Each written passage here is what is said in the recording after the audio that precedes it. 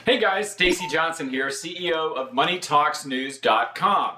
I've been a consumer reporter for 26 years, and I've heard just about every question, including today's question, which comes from Yvette.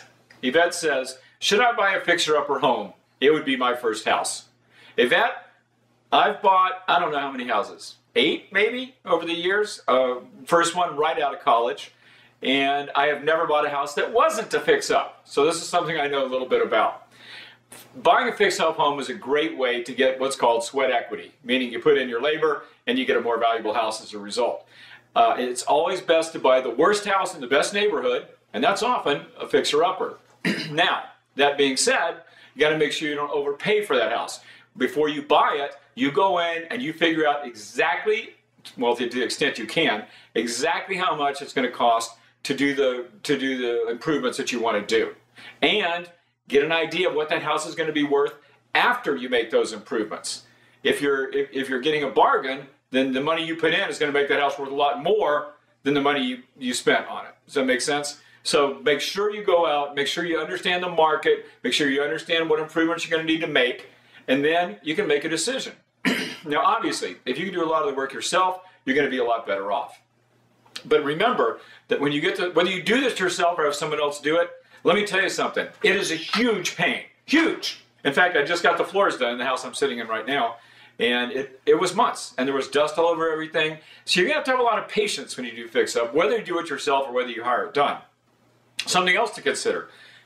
Try to do things that are going to improve the value of the house by more than they cost.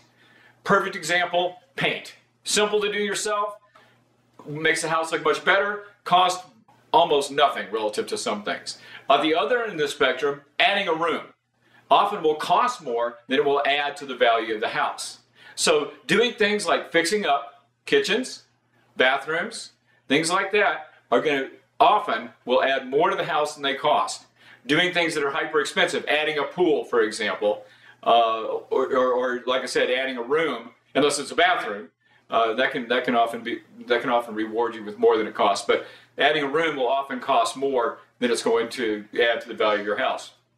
But things like floor refinishing, like I just did, drywall repairs, new lighting fixtures, stuff like this is relatively easy to do yourself and can add some significant value to your house. Landscaping also can do the same thing. So if those are the type of fix-ups it needs, I would encourage you to do it. Now, but just be careful when you go and make sure that you have the money to do this too. This is very important because obviously when we buy a house, we often put a lot of the money, almost all the money we have, into the down payment and the closing cost, and you may not have a lot of money left over, which means you may need to borrow money to make those improvements, and then the cost of those improvements goes higher because of the interest you're paying on that loan. So work all this stuff out as best you can. The ideal scenario is that your improvements are going to be relatively inexpensive, you can do them yourself, and you can pay for them without borrowing money. If that's the situation you're in, and especially also if you're in a housing market that's going up, then you're going to be much better off. But just be careful. Don't get in over your head because almost everybody does when they start fixing stuff up. Trust me on that. So be very careful. Anyway, that's our question for today. Do you have a question of your own that you'd like to ask? I'd sure love to hear from you. Here's what you do. All you do is subscribe to the Money Talks newsletter, which you can do on the homepage of our website right there.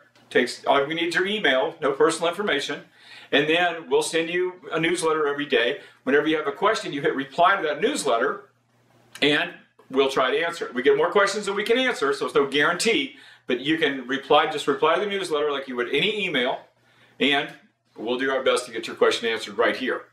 In the meantime, do me a favor, like us on Facebook, follow us on YouTube, and of course, subscribe to the newsletter, and I will see you right here sometime soon. Thanks, guys.